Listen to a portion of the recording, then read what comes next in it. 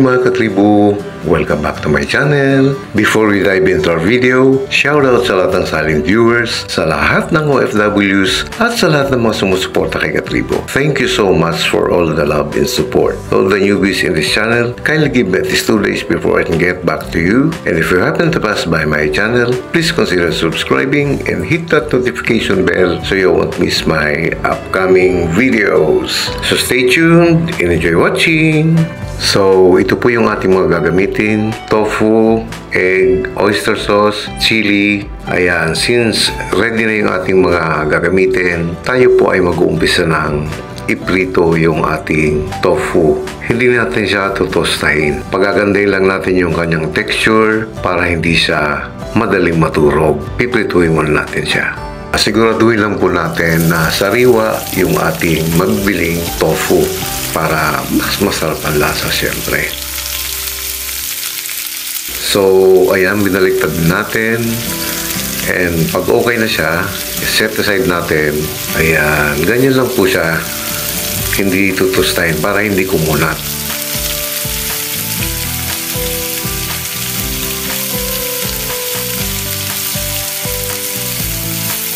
Yan, okay na, kaya itatabin natin to. Yung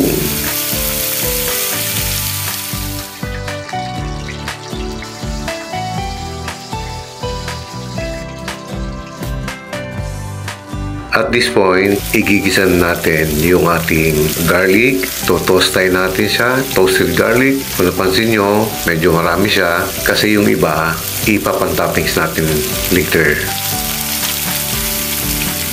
Yan, okay na siya. Tinabin natin. At tayo naman ay magigisa ng ating onions. Yan. Okay na rin siya. Kaya itatabi na rin natin. And at the same pan, maglalagay po tayo ng sapat na tubig lang para sa kanyang sauce. At least a glass of water. Okay na yun. Or depende sa kung gaano karami ang gusto nyong maging sabaw. Ayan, maglalagay po tayo ng 2 tablespoons of oyster sauce. Ayan, haluin natin.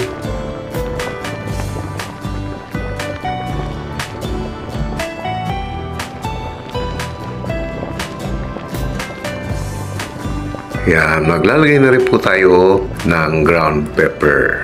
Yun.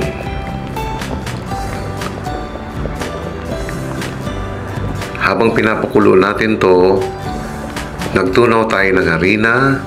So, ayan, nilagay na po natin yung ating slurry to thicken the sauce. Mas masarap po yung medyo malapot ang sarsa. Ayan, kumulo na siya.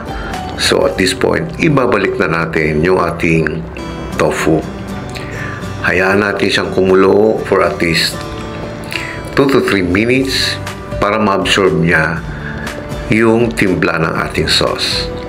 Ayan, syempre, kailangan natin baliktarin yan.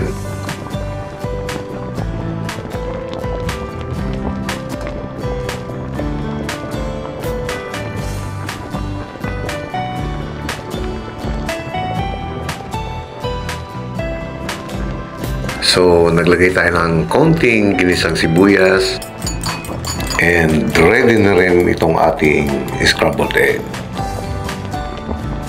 At this point, nilagay natin yung ating scrambled egg at ang bango na niya, my goodness. Ayun, maganda lang itsura, mabango pa, saan ka pa? So, ayan po, quick and easy, napakadaling gawin po. Sa halagang 40 pesos, meron na kayong ulam na good for 2 persons. Ayan. Nilagay na rin po natin yung ating toasted garlic. Then, naglagay din tayo ng konting ginisang sibuyas.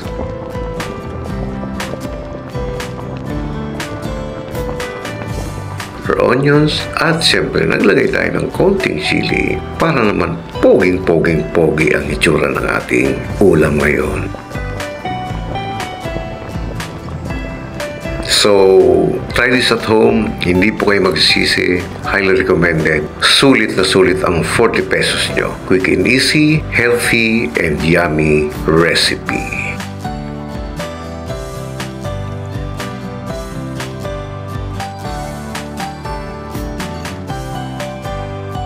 So, ayan mga katribo, ready na siya.